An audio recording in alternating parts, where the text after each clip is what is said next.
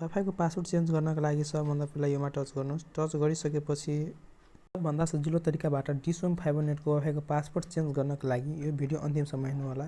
साथसाथै च्यानलमा नयाँ हुनुहुन्छ भने यस्तै भिडियोको लागि यो च्यानल सब्स्क्राइब गरी बेल आइकन पनि प्रेस गरिहाल्नु होला। त्यसको लागि तपाईँ सबभन्दा पहिला प्ले स्टोर ओपन गरिहाल्नुहोस्। प्ले स्टोर ओपन गरिसकेपछि अनि सर्च बारमा जानुहोस् अनि सर्च गर्नुहोस् DH fibre net. DH fibre net search गर्न बित्तिकै अथवा डिस होम अथवा DSH डिस होम सर्च गर्न बित्तिकै यो एप्स आउँछ माथिमा नै। यो एप्स डाउनलोड गरिहाल्नुहोस्। म अलरेडी डाउनलोड गरेकै छु। त्यसको लागि म ओपन गरेँ। डाउनलोड गरिसकेपछि तपाईहरु पनि ओपन गर्नुहोस्।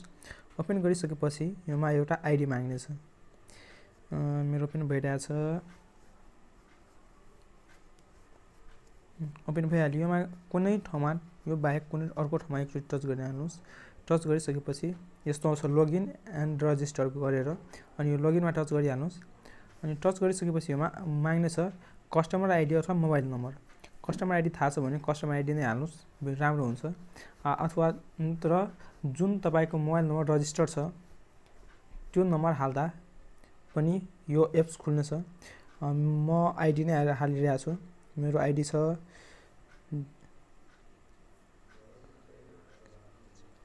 म आफ्नो आइडी हालिहालेँ अनि म लगइन गरिरहेको छु।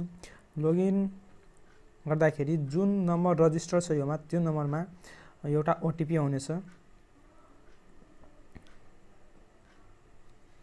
मेरो ओटिपी आइहालेछ। म ओटिपी हाले अनि सबमिट गरिसकेपछि यस्तो खुल्नेछ तपाईको पनि। अनि माथि नाम हेराउने छ। तलमा प्याकेज कति डेज लेफ्ट छ, कति एमबीपीएस को छ, कतिवटा डिभाइसेस कनेक्टेड छ, सिग्नल स्ट्रेन्थहरु सब थोक योमा हेराउने छ, एक्सपायरी डेटहरु। अनि योमा पासवर्ड कसरी चेन्ज गर्ने त्यसको लागि तपाई सबभन्दा पहिला यो तलमा सबभन्दा तल रोल गर्दाखेरि यहाँ आउनेछ वाइफाई सेटिङ। अनि वाइफाई सेटिङमा एकचोटि टच गरिहाल्नुहोस्। वाइफाई सेटिङमा टच गरिसकेपछि एकछिन वेट गर्नुहोस्, लोडिङ लिँदैछ। त्यसपछि तपाई योमा माथिबाट यहाँबाट तपाई नाम चेन्ज गर्न सक्नुहुन्छ। तर म नाम चेन्ज गर्दिन। पासवर्ड कसरी चेन्ज गर्ने म त्यो पहिला भनेको छु भने यो पासवर्डको लागि यहाँ छ PWD को साइडमा छ चेन्ज वाइफाई पासवर्ड। योमा टच गर्नुहोस्।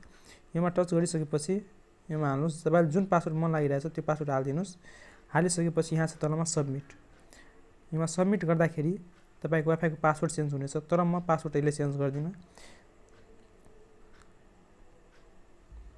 अनि तपाईकोमा कुन मोबाइल वा अथवा डिभाइसेस कनेक्टेड छ त्यो हेर्नको लागि यो कनेक्सनमा छ योमा टच गरिहाल्नुहोस् एकचोटि। योमा टच गरिसकेपछि योमा नाम त हेराउँदैन तर म्याक एड्रेस मोबाइलको म्याक एड्रेस हेराउँछ।